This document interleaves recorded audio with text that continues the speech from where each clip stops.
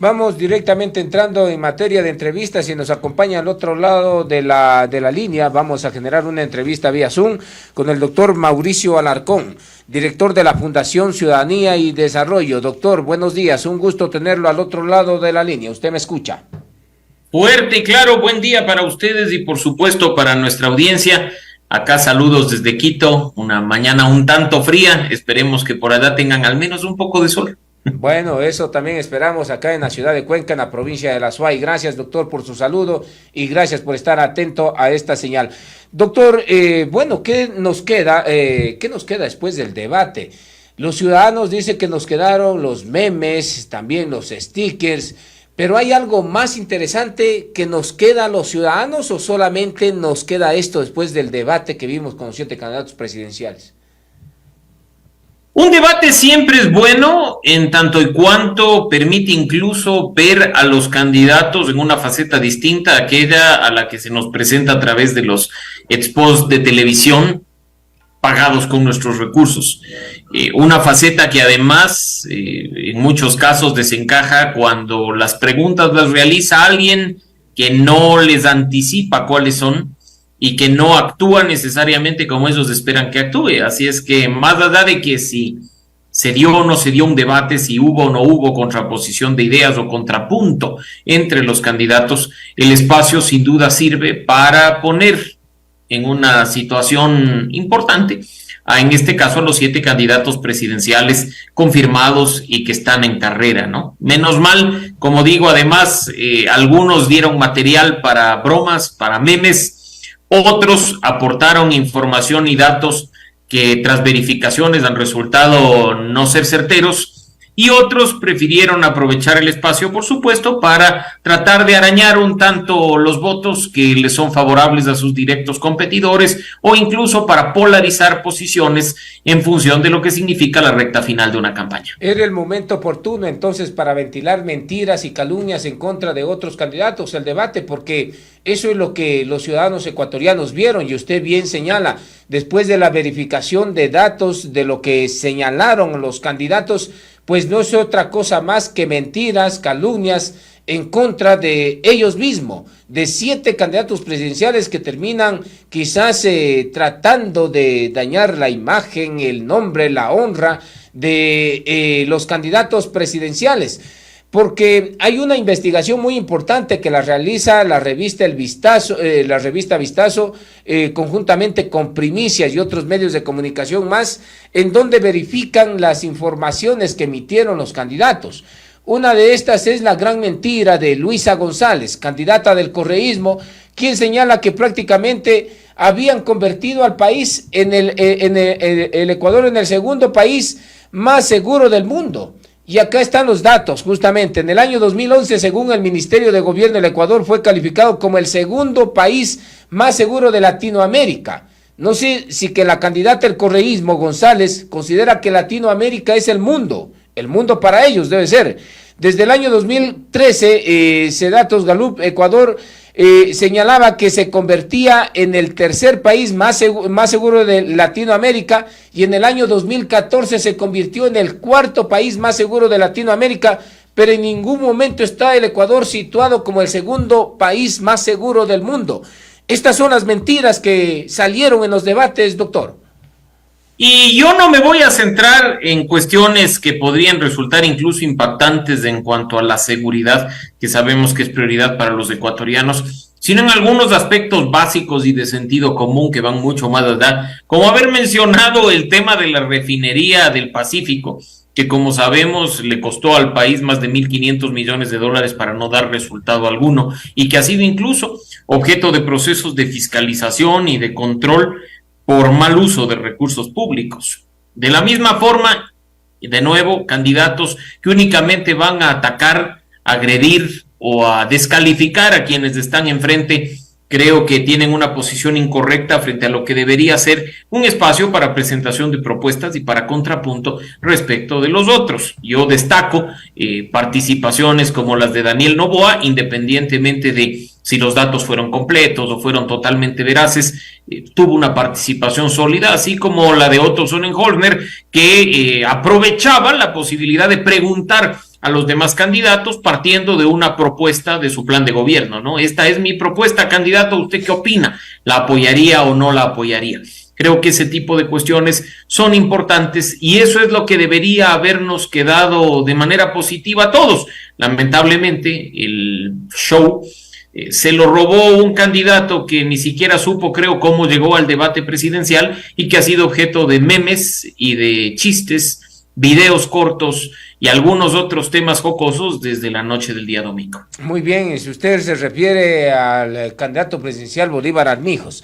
Ahora, doctor, hay un tema muy importante de acuerdo a una investigación que realiza Content Manager Ecuador, que esta a su vez está dirigida por Andrés Jaramillo y señala datos curiosísimos dentro del debate presidencial. Por ejemplo, los candidatos con comentarios más negativos fueron Luisa González, la candidata del correísmo, y Jan Topic, ¿no?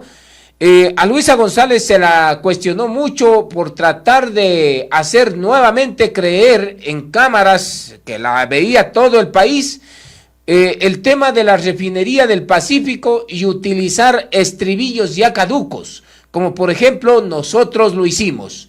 Estos estribillos utilizados en un debate presidencial donde la gente quiere escuchar prácticamente soluciones, no quedarse estancados en el pasado, que da a entender por parte de la candidata revolucionaria.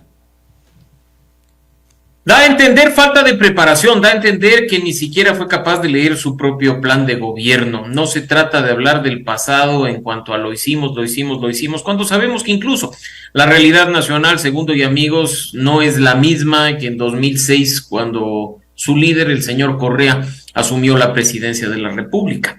Las condiciones en cuanto a seguridad, en cuanto a economía e incluso en cuanto a corrupción eran sustancialmente distintas. Lo que los ecuatorianos demandamos de todos los candidatos, no solo de la señora González, sino de los 7 que están en carrera y esperemos que sean 8 hasta llegar el día domingo, son soluciones a los problemas de hoy, considerando las realidades actuales, lo que sucede en nuestro país en este momento, no realidades superadas, no cuestiones en cuanto al pasado. Y debo decirlo, a pesar de que con seguridad hay algunos seguidores de este medio que puedan discrepar conmigo, que resulta insultante que, por ejemplo, y ahí sí con nombre y apellido debo decir, la candidata Luisa González haya hecho gala de un sistema nacional de contratación pública que durante el gobierno de Rafael Correa está identificado como uno de los sistemas que más bien promovían corrupción en lugar de promover transparencia, y que han sido más bien las reformas implementadas de la mano con sociedad civil durante los 2 últimos periodos los que han permitido transparentar un poco más de información y mejorar en alguna medida el sistema de compras públicas. Así es que ese tipo de mentiras ya no son simplemente mentiras, sino insultos a la inteligencia y a la capacidad de los ecuatorianos para vigilar los recursos que nos pertenecen.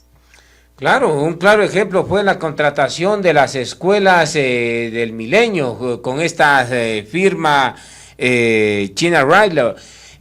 Pero mire, más allá de aquello hay un tema también bastante importante, porque quienes no fueron cuestionados duramente, ellos son los más cuestionados. Luisa González es la más cuestionada en redes sociales en torno al tema del debate. Pero hay otro dato muy importante que da esta firma que realiza este análisis del debate que se generó con los candidatos presidenciales, y dice que quienes no fueron cuestionados, quien fueron menos cuestionados es Yacu Pérez y también Daniel Noboa. Yacu Pérez tuvo comentarios quizás negativos del 13.12 y Daniel Noboa 17.18%. ¿Cómo podemos entender estos números, doctor? Cuando, por ejemplo, al otro lado de la línea están las personas, los candidatos presidenciales como Luisa González y Jan Topic, quienes resultan más cuestionados en las redes sociales, y en la otra vereda está quienes no han resultado cuestionados en gran severidad, como son Yacu Pérez y Daniel Noboa. Mira, la participación de Yacu Pérez fue bastante sensata, fue muy propositiva y positiva. Salvo ese exabrupto de mencionarle a Dan Topic que escoja a sus dos mejores mercenarios y que los espere en la cancha de Coaboli. Una cuestión que probablemente intentó ser jocosa para romper el hielo y llamar la atención, terminó convirtiéndose en un momento incómodo, yo diría no solo para el señor Topic, sino para el debate entero y el país entero.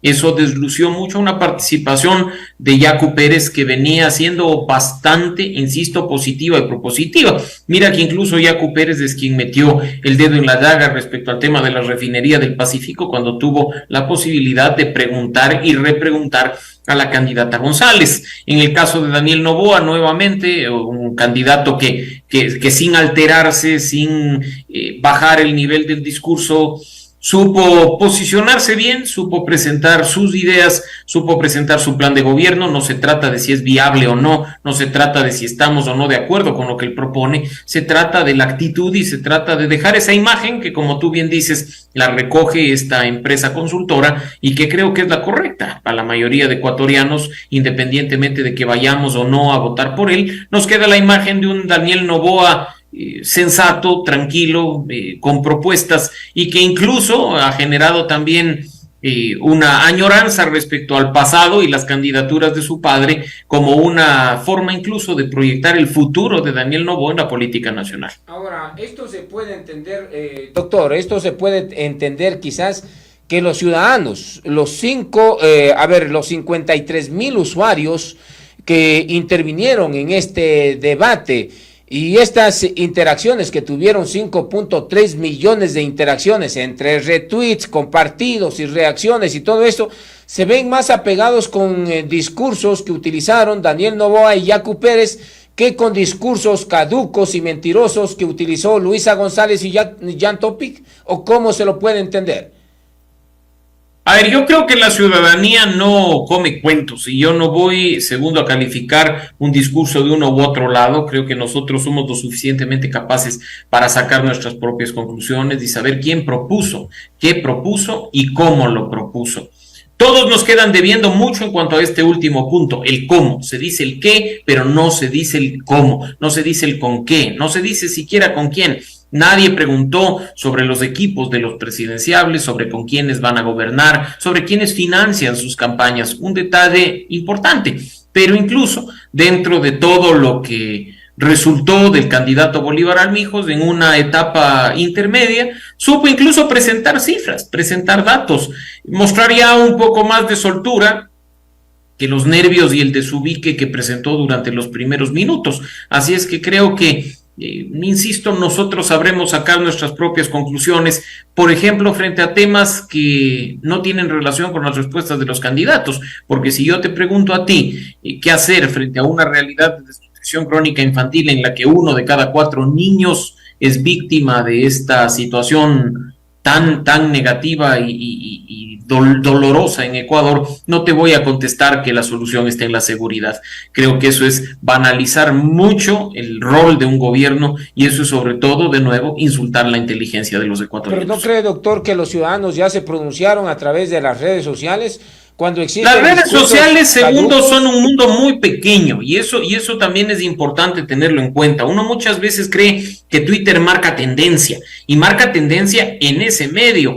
Las redes sociales, claro, especialmente Facebook, tienen un nivel de penetración muy grande en Ecuador. Hay millones de cuentas, hay millones de usuarios, pero no necesariamente representan la realidad. Porque, por ejemplo, yo te hablo de mi cuenta, mis seguidores me siguen a mí porque comparten mis ideas, porque coinciden con algunos de mis puntos de vista o porque quieren ver lo que yo estoy haciendo. Si yo a mis seguidores les hago una encuesta y les digo qué opinan de mí, probablemente la mayoría va a opinar favorablemente. Tendré unos pocos críticos, pero eso no corresponde a la realidad porque hay un mundo más allá de las redes sociales.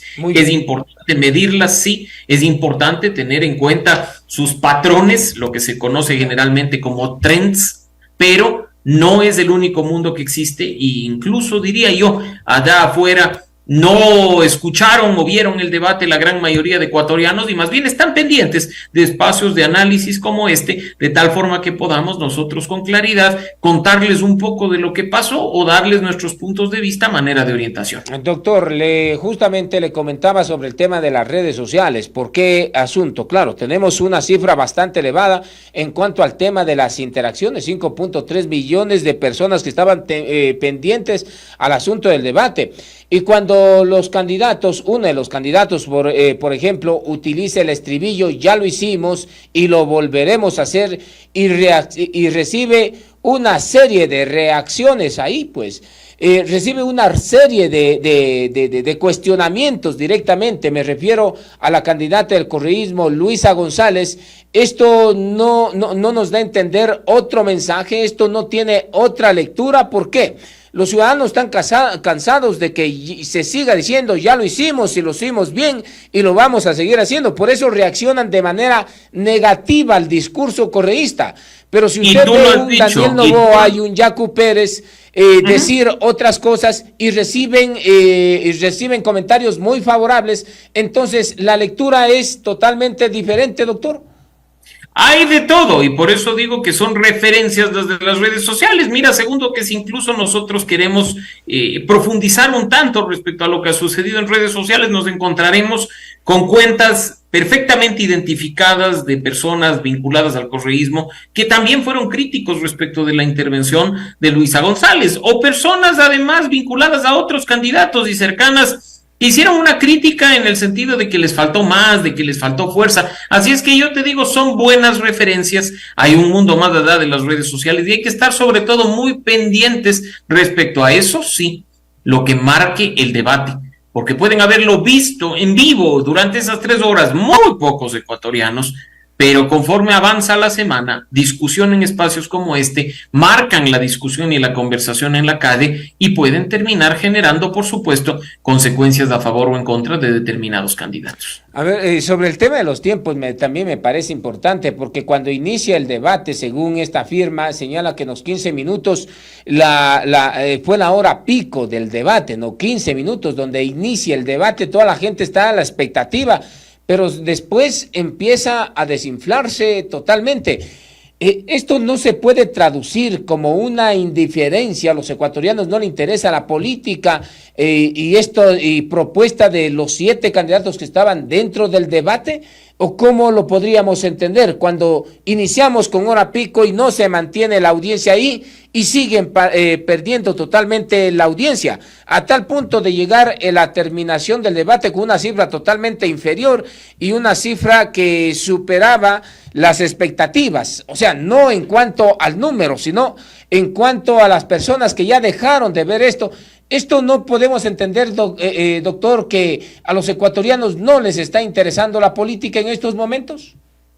Si yo te invito, segundo, al cine a ver una película que no tenemos mayor idea de su contenido, pero el título nos resulta atractivo, y durante los primeros 30 minutos nos damos cuenta de que la película es aburrida. Podemos haber pagado la entrada, pero preferimos retirarnos y hacer algo más interesante. Creo que eso es lo que sucedió con el debate. Mucha gente tenía expectativas en cuanto al cambio de modalidad, en cuanto a la forma de actuar de los moderadores, en cuanto a la forma de presentación de los candidatos. Pero si tú te das cuenta, durante los primeros 30 minutos se produce ese tema de Bolívar Armijo saliendo de manera repetida una y otra vez en los sobres de los candidatos sin saber cómo reaccionar, pidiendo que les repitan la pregunta. Se producen los primeros roces con los candidatos a la presidencia. Yo prefiero cambiar de canal y dedicarme a ver una cosa distinta, o yo prefiero apagar la transmisión en vivo y dedicarme a hacer algo más productivo. Si algo a medio camino no te llama la atención, se torna aburrido o no genera el resultado que tú quieres, simplemente prescindes de él, y eso creo yo que es lo que sucedió la noche del domingo. Incluso, debo decirlo y con todo respeto, los moderadores trataron de ser más protagonistas que los candidatos, y pues no se trata en este caso de opacar a los candidatos, sino de seguir las reglas, incluso tratando de actuar con alguna objetividad, independientemente de simpatías o antipatías, y voy a citar un caso puntual. A la señora Luisa González se le interrumpía una y otra vez, incluso cuando sus intervenciones ni siquiera lo demandaban, pero cuando el candidato Jan Topic hizo incluso gala de protagonismo y de invitación a votar el próximo 20 de agosto, lo que estaba considerado, de acuerdo con las reglas del debate, un mensaje proselitista, nadie lo interrumpió y le dejaron hablar sin ningún problema, ¿no? Así es que creo que ahí nuevamente hay reflexiones que deben ser consideradas, teniendo en cuenta, segundo y amigos, que a la vuelta de la esquina, parecería que está lejos, pero no lo está, tendremos una nueva elección presidencial y legislativa y por lo tanto nuevos debates obligatorios de acuerdo a lo que manda el Código de la Democracia. Tema, y en este contexto le decía que justamente a los ecuatorianos no les interesa el tema de la política partidista. ¿Por qué? Porque hay cifras que quizás demuestran y reflejan lo que le estamos manifestando. De los 53,000 usuarios que intervinieron en este debate, mire que el 31% de los usuarios estaban conectados a una transmisión que venían desde la ciudad de Quito. En segundo lugar, el 26% pertenecía a Guayas, y después baja el 7% a Cuenca y el 2% a la provincia de Loja. Y el resto del país parece que desapareció de este tema. Entonces, ¿no le parece que los ecuatorianos están cansados de esta política partidista? Yo creo que a los ecuatorianos nos importa la política, pero coincido contigo en que estamos cansados de esta forma de hacer política. Queremos que el país cambie, sabemos que tenemos que elegir representantes, queremos que efectivamente nos representen y no sean una vergüenza para cada uno de los ecuatorianos, pero esperamos cambios. Entonces, política sí, pero no así. Necesitamos cambio en las organizaciones políticas, cambio en las candidaturas, y yo creo que hay una posibilidad y hay una oportunidad respecto de las elecciones de 2025 para, partir de los errores que se han presentado en esta elección intermedia, extraordinaria, que nadie vio venir, pueda salir algo positivo en beneficio de todos. Nos preocupa el país, sí, nos importa la política también, pero no queremos política de albañal, no queremos política de lodo, no queremos política de insulto, de ataque o de cuestiones tan bajas como la de los videos que han venido circulando en redes sociales y en grupos de WhatsApp durante los últimos días y durante las últimas horas particularmente. Creo que eso hay que empezar a desterrarlo y condenarlo de manera expresa para impedir que esa baja política que hoy nos inunda de la mano de la narcopolítica y del crimen organizado sigan haciendo de las suyas. La mayoría de ecuatorianos somos buenos, la mayoría de ecuatorianos queremos un cambio positivo, pero si dejamos todo en manos de aquellos que hacen de las suyas, no podemos esperar un resultado distinto. Y quizás, doctor, ahí está la razón de lo que usted señaló en la última parte, la narcopolítica. Esta narcopolítica es la que tiene cansado al ciudadano cuando vemos candidatos glosados, cuando vemos candidatos con grillete, cuando vemos candidatos que están procesados, cuando vemos candidatos que infringen la norma y que cuando en algún operativo policial los cogen con armas de fuego, lo llaman no a su abogado, sino lo llaman a un delincuente contumaz como es Fito. Y eso es impresentable. Después vendrán excusas, después vendrán explicaciones, pero necesitamos adecentar la política. Necesitamos sacar las sucias manos del narco y del crimen organizado de una actividad que debería ser positiva, propositiva y estar al servicio de todo un país, no de pequeños grupos de poder o de pequeños grupos ilegales. Así es que esperemos que esto pueda dentro de poco cambiar. Ojalá la situación mejore, pero creo que la mayor responsabilidad la tenemos nosotros, para con nuestro voto premiar a quienes se lo merecen y por supuesto castigar a aquellos que merecen ser desterrados de esta actividad noble. Pero el cambio debería de ser inmediato, porque mire lo que sucede con las vallas nomás que vemos inundado en el país. Yo entrevisté aquí a Fernando Villavicencio y decía que hay una marca maldita y que inunda el país en tema de vallas, en donde se presentan a delincuentes patrocinando candidatos a la asamblea o a la presidencia. Y hoy nuevamente siguen. La cara de Rafael Vicente Correa Delgado sigue patrocinando sus candidatos a nivel nacional, ¿Cómo puede ser posible que en la política partidista alguien que esté en calidad de prófugo termine patrocinando sus candidatos? Coincido plenamente contigo y eso es parte de los temas éticos, por eso no pueden ni deben insultar la inteligencia de los ecuatorianos. Quien tenga que venir a rendirle cuentas a la justicia, que lo haga. Tenemos que evitar esa impunidad selectiva que tanto daño nos hace. La campaña electoral tiene que ser adecentada, tiene que ser limpia, tiene que ser transparente y, por supuesto, propositiva para el país. Quienes quieran seguir con las viejas prácticas, que lo hagan, pero en nuestras manos está la posibilidad y la responsabilidad de castigar este tipo de cuestiones. Ojalá el próximo domingo 20 de agosto muchos de nosotros lo hagamos para transmitir un mensaje tan claro como aquel, por ejemplo, que se transmitió en las seccionales de aquí, en una población pequeña, Calacalí, al norte de Quito, que simplemente les dijo a los políticos no y ganó el voto nulo y tienen que repetir las elecciones, o otras poblaciones que a nivel local manifestaron su rechazo con la política tradicional y premiaron una política distinta, una política limpia. Insisto, la mayor responsabilidad la tenemos nosotros. Si no esperamos nada de los partidos y los movimientos políticos, seamos nosotros los responsables de forzarles a su desaparición o a un cambio de actitud. Ahora, doctor, sobre lo último que usted dijo, nuevamente, estamos justamente con temas bastante puntuales y también sintonizados con lo que dice el mandante, el tema del voto nulo.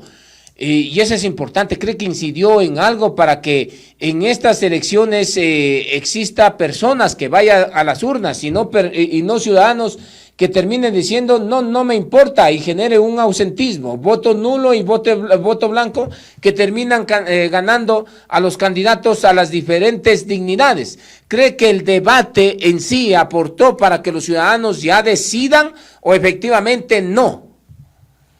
Yo creo que no hay aporte para la decisión de la ciudadanía respecto a quién votar a partir de un debate.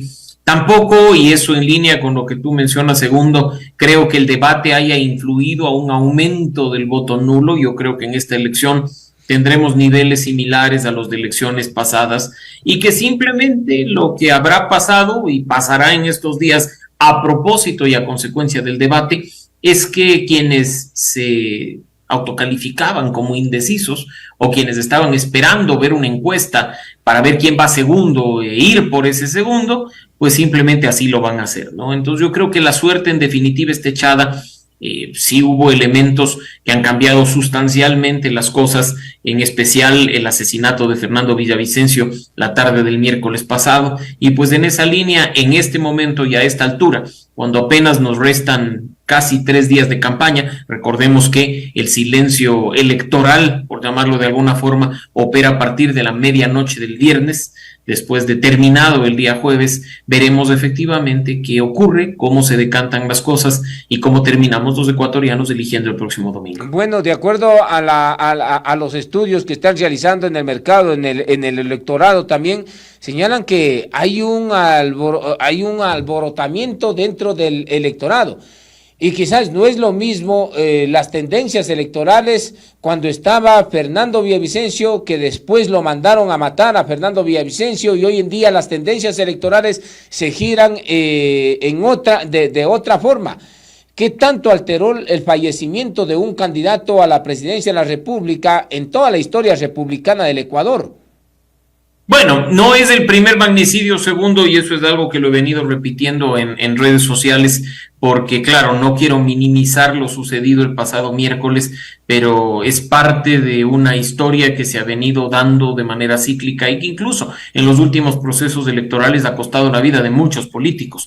No es el primer caso, hay que hacer énfasis, y por eso el llamado de atención, porque no debimos esperar a que maten a un candidato presidencial para preocuparnos de la violencia en la política o para ocuparnos y tratar de hacer algo respecto de los demás candidatos.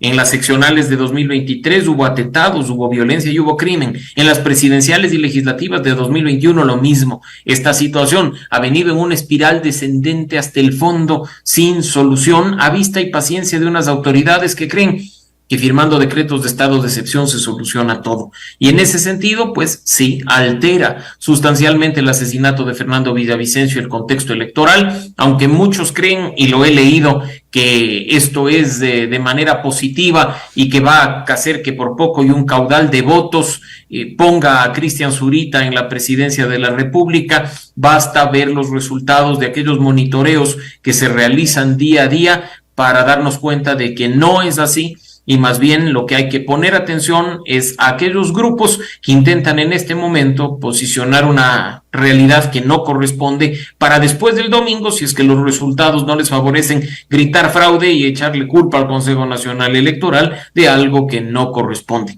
La suerte está echada y muy poco va a cambiar el panorama de cara al próximo domingo. Creo que en ese sentido hay que prepararnos para una segunda vuelta que tendrá lugar en el mes de octubre y esperemos que sea entre dos candidatos que al menos tengan la capacidad de presentarle al país alternativas de solución para esos tres problemas identificados como prioritarios: la inseguridad, la crisis económica y la corrupción.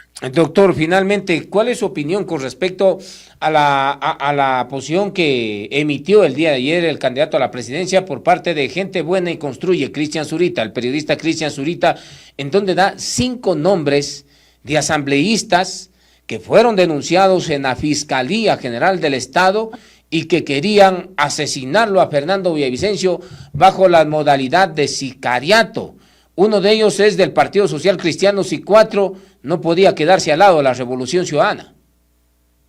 Respeto y quiero a mi amigo Cristian Zurita, segundo, una persona a la que incluso he defendido ante el Sistema Interamericano de Derechos Humanos de la persecución de la que fue víctima durante un gobierno anterior, pero creo que es total y absolutamente irresponsable poner en circulación un video de esos que más bien parece ser un producto de política y de marketing político para llamar la atención en la recta final de campaña que de otra cosa. Fernando Villavicencio presentó esa denuncia ante la Fiscalía está investigando y esto fue antes de su crimen. Hoy con más razón lo estará haciendo.